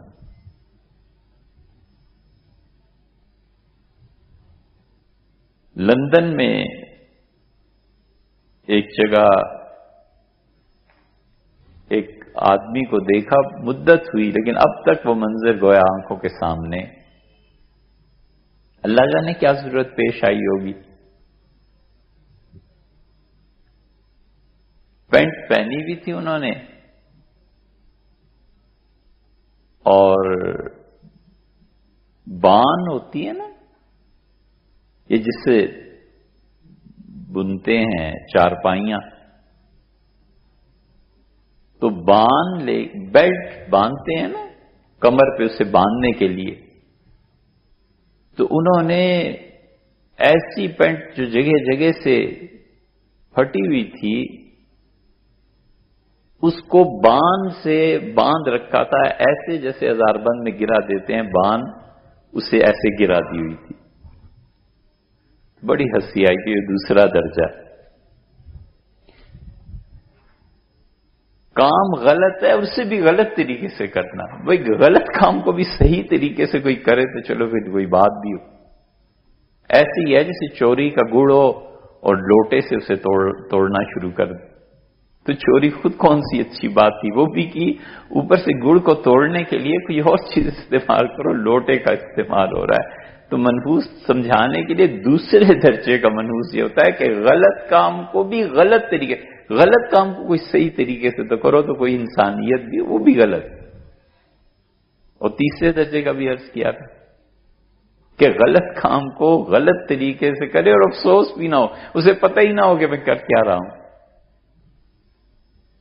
تو مولانا کہتے ہیں مگر تو فکر منحوسی، تو اتنا منحوس ہے کہ تو تیسرے درجے کا ہے جس کی فکر اور سوچ بھی اچھی نہیں ہے، کہ جز بھر غم نمی کر دی، کہ تم ایسے منحوس ہو گئے ہو کہ تم نے اپنے اوپر اندھیرا چھا گیا ہے تمہاری سوچ پہ، یعنی وہ حالت جو محرومی کی ہے اور عدم سے نسبت رکھتی ہے، تم ہر وقت اسی سوچ میں مبتلا رہتے ہو، کیوں نہیں اس سوچ سے اپنے آپ کو نکالتے؟ وجود بہرحال عدم سے اچھا ہے، چیز کا نہ جاننا یہ بدتر ہے جاننے سے، جاننا بہرحال اچھا ہے۔ حضرت شاہ عبدالعزیز صاحب محدث دہلوی رحمۃ اللہ علیہ، جنہیں اہل نظر نے حضرت سید صاحب رحمۃ اللہ علیہ کے بجائے انہیں مانا ہے بعض لوگوں نے مجدد اپنی صدی کا، حضرت بڑے غور سے باتیں سنتے تھے۔ تو کلکتہ کے حالات کسی نے بیان کرنے شروع کیے، غالب بھی کلکتہ گئے تھے نا، غالب نے ایک جگہ بڑی حسرت کا اظہار کیا کہ کاش کہ دلی کے بجائے کلکتہ وہ ہوتے، کیونکہ وہاں کے حسن نے ہم نے بڑا متاثر کیا۔ اب حسن کی کیا آگے تفصیل ہے وہ پڑھ لینا خود ہی، بہت متاثر ہوئے غالب، کلکتہ کے حالات بیان کیے۔ شاہ عبدالعزیز صاحب رحمۃ اللہ بڑے غور سے، غالباً نابینا تھے، سنتے رہے۔ کسی نے کہا حضرت یہ کیا؟ تو انہوں نے فرمایا علم شے بہ از جہل شے، کسی چیز کا علم آ جائے نا آدمی کو زیادہ اچھا ہے بجائے اس کے کہ جاہل رہے۔ اور وہ تو کیا بات ہے، کئی مرتبہ سنائی شاید کوئی سننے والا نیا ہو، لیکن کمال کی بات، یہ سب کے استاد، شبلی، علامہ اقبال، ان سب کے استاد ڈاکٹر آرنلڈ تھے۔ آرنلڈ نے فلسفہ پڑھا اور پڑھایا تھا، اور آرنلڈ نے اتنا بڑا احسان کیا ہے، آدمی سوچے تو جس کے ساتھ ساری زندگی بسر کرتا ہے، نکاح اور شادی اور بیوی، وہ ایک لمحہ ہی تو ہے کہ ہاں اس نے کہہ دی۔ جنگ عظیم کا آغاز بھی ایک لمحے میں ہی تو ہوتا ہے کہ حملہ کرو۔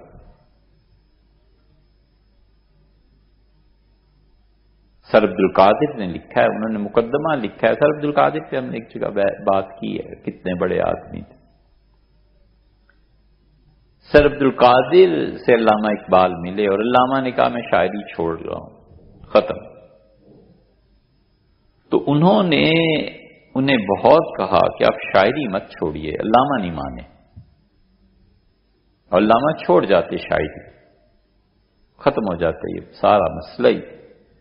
انہوں نے کہا کہ اچھا اس طرح کرو کہ میرے اور تمہارے اور آرنلڈ ہیں ان کے پاس چلتے ہیں جو فیصلہ کرتے ہیں۔ تو علامہ میں یہ چیز تھی، اور عمومی طور پہ لوگ بڑوں کی مانتے تھے۔ چلے گئے تو آرنلڈ نے کہا کہ یہ بڑا ظلم ہوگا، اقبال شاعری نہ چھوڑنا، یہ اپنے پہ بھی ظلم کرو گے، قوم پہ بھی ظلم کرو گے، خبردار یہ نہ کرنا۔ تو علامہ ان کی مان گئے۔ اس ڈاکٹر آرنلڈ نے بڑے کام کی چیزیں لکھی ہیں۔ آخری کتاب غالباً جو لکھی ہے وہ مصوری پہ لکھی ہے، پینٹنگز، پڑھنے کے قابل۔ مغلوں نے جو پینٹنگز اور مصوری، یہ فنون لطیفہ جو ہے نا، شاعری ہے، موسیقی ہے، مصوری ہے، یہ سارے فنون لطیفہ ہی تو ہیں۔ ان فنون لطیفہ کے لیے بھی ایک ذہن چاہیے، آرٹس کے لیے۔ اول تو ہوتا نہیں کہ اس نزاکت کے ساتھ سمجھ سکیں۔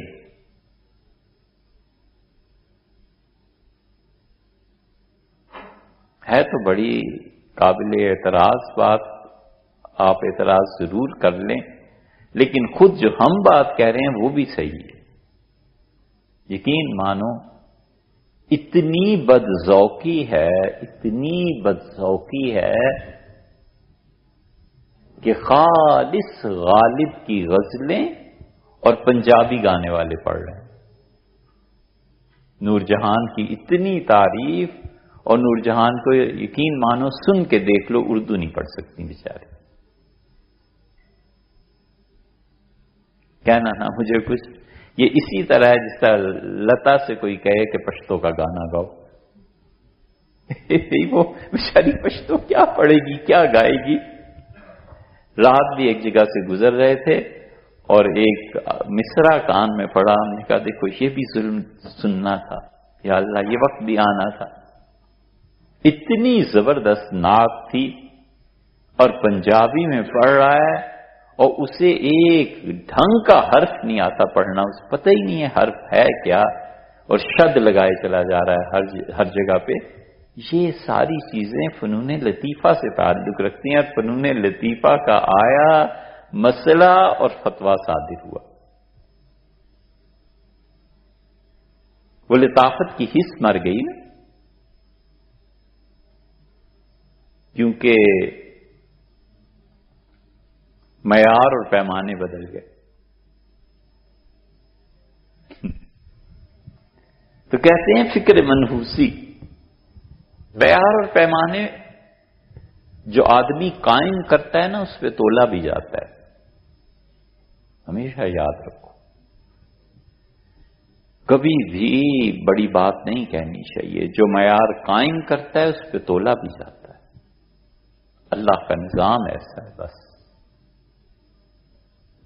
جو ہر جگہ اعتراض کرتا پھرتا ہے نا، اور جو ہر جگہ عیب اور نقص لوگوں میں نکالتا پھرتا ہے، خود اپنے سامنے ایک دن آ جاتا ہے جس پیمانے پر دوسروں کو تولا تھا خود تولنے والے پیدا ہو جاتے ہیں کہ اچھا جی آپ بھی آج تشریف لائیے.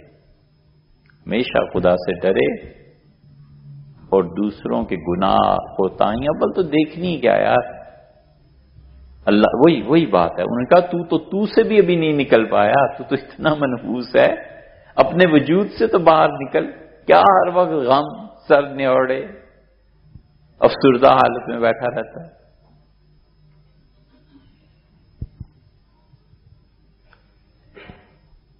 کہتے ہیں نیا نیا نظام چلا اور سیر اور چھٹانک اور رتی تولے معاشرے سے نکل کے گرام اور اس میں آئے. دیہاتی آدمی بیچارہ شہر آتا تھا مکھن بیچنے, گزارا چلتا تھا, بھینسیں رکھی ہوئی تھیں, پیسے اچھے مل جاتے تھے, خالص مکھن لے آتا تھا. تو دکاندار جو خریدتا تھا اس نے کہا کہ میاں آئندہ سے 1 کلو لایا کیجئے, یہ ایک سیر اب نظام ختم ہو گیا. اس نے بات سن لی, اس نے کہا اچھا جی 1 کلو لے آیا کروں گا.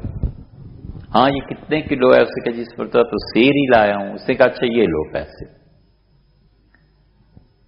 اب وہ جب پلٹنے لگا تو اس نے کہا اچھا صاحب ایسے کیجئے کہ 1 کلو مسور کی دال دے دیں. اس نے دے دی. اس نے کہا 1 کلو گندم بھی دے دیں, وہ بھی دے دی. 1 کلو یہ چیز, 1 کلو یہ چیز, ساری کلو کلو کر کے وہ لے گیا. اگلی مرتبہ آیا تو اس نے کہا صاحب یہ جتنے پیڑے ہیں یہ 1-1 کلو کے ہیں, آپ پیسے اتنے دے دیں. اس سے پیڑے لیے اور دوسری مرتبہ تیسری مرتبہ. ایک دن اس نے ایسے ہی سوچا کہ ہے بڑا ایماندار, پیڑے بھی ٹھیک لاتا ہے مکھن کے, 1 کلو کے ہوتے ہیں, ذرا میں اسے دیکھوں تو صحیح. تو اس نے کلو کا جو پیڑا تولا تو 900 گرام نکلے. بڑی حیرت ہوئی اسے. اس نے کہا اتنے عرصے سے دھوکہ چل رہا ہے, 1 کلو کہہ کے لاتا ہے اور اصل میں 900 گرام بیچتا ہوں. اگلی مرتبہ جب آیا تو اسے پکڑ لیا. اس نے کہا مجھے دھوکہ دیتے ہو, 900 گرام لاتے ہو اور کلو کہتے ہو. اس نے کہا جی ہم دیہاتی آدمی ان پڑھ, ہمیں کیا پتا کلو کتنا ہوتا ہے. وہ جو 1-1 کلو دال لے گیا تھا نا, ہمیشہ اسی کے برابر میں رکھ کے تول کے لے آتا ہوں.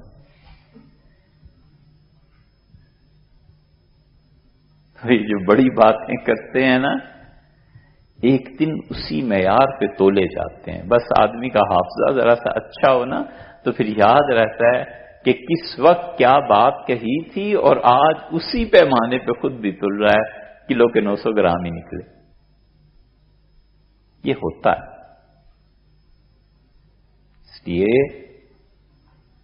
ہے تو ایک مصرعی, مگر اس نے بڑی اچھی بات کی. اس نے کہا کہ اتنی نہ, یہ ہے ایک شعر ہی, اس نے کہا اتنی نہ بڑھا پاکیے داماں کی راستہ, دامن کو ذرا دیکھ, ذرا بندے کو با دیکھ. تو اس لیے نحوست کا تیسرا درجہ یہ چھا جاتا ہے کہ غلط کام غلط طریقے سے کر کے پھر اس پہ افسوس بھی نہ ہو, پتہ بھی نہ ہو. وائے ناکامی متاع کارواں جاتا رہا, اور کارواں کے دل سے احساس زیاں جاتا رہا. یہ ہے تیسرے درجے کی نحوست.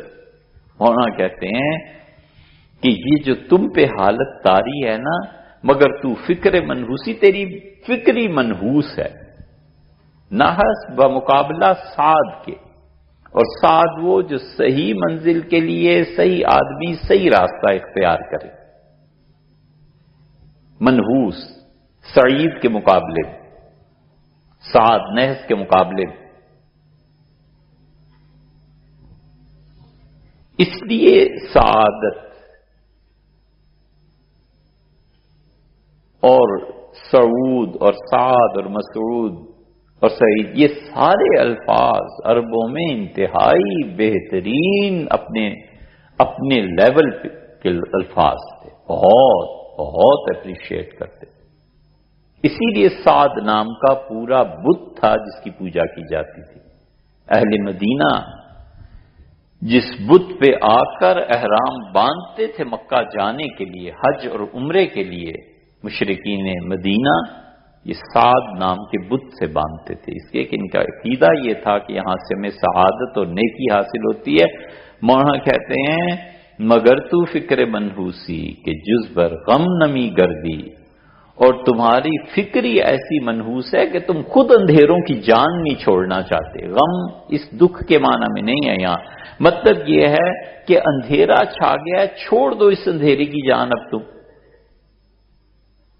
اس زندگی کے اس مسئلے کو حل کیا ہے کہ آدمی کی فکر پہ جب مایوسی طاری ہو جاتی ہے تو اس کی جسم کی صحت، روح کی صحت دونوں برباد ہوتی ہیں۔ تو اگر اپنے آپ کو پروف کرنا ہے، اپنے آپ کو پروف دنیا میں ثابت کرنا ہے، وجود ثابت کرنا ہے، پروف کرنا ہے کہ میں کچھ ہوں اور میں نے کچھ کرنا ہے، تو سب سے پہلے آغاز کہاں سے کریں؟ قرض مانگنے سے، کسی کی منت سماجت سے، ایک دوائی کھا کے کہتے ہیں کچھ نہیں۔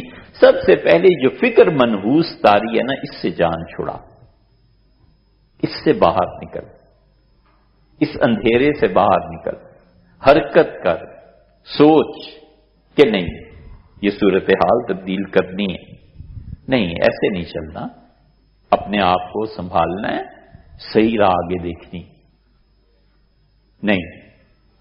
غم اور دکھ اور پریشانی ہوتی ہیں زندگی میں، اور یہ زندگی کون سی اصل ہے؟ کتنے سال جینا ہے، پھر اسی راہ پہ جس راہ پہ سارے پچھلے چلے گئے آگے چلنا ہے، اللہ کے ہاں پہنچنا ہے۔ اس دنیا میں جو سکہ کام آئے گا وہ سکہ میرے پاس ہے یا نہیں؟ انہوں نے پہلے مصرے میں اس مایوسی کی حالت سے نکلنے کی دعوت دی ہے اس پہلے شعر میں، اور کہا ہے کہ یہ ساری تیری زندگی کی مصیبتوں کی اصل یہ تیری منحوس فکر ہے کہ تو اپنے وجود سے ہی نہیں نکل پا رہا، تو ہر بات میں اپنے آپ کو ہی سوچتا ہے، اپنے آپ کو اپنے سے باہر نکل کے سوچ، دنیا ہے، کائنات ہے، سفر کرنا ہے، اس غم اس اندھیرے سے نکل اور روشنی کی طرف جا۔ دیکھیں گے اس کو آئندہ، اس کے باقی اشعار بھی بڑے زبردست ہیں، انشاءاللہ آئندہ اس کی تشریح کریں گے۔ معذرت خواہ کسی وجہ سے آج دیر ہو گئی، پہلے بھی ہوئی تھی آج بھی، انشاءاللہ آئندہ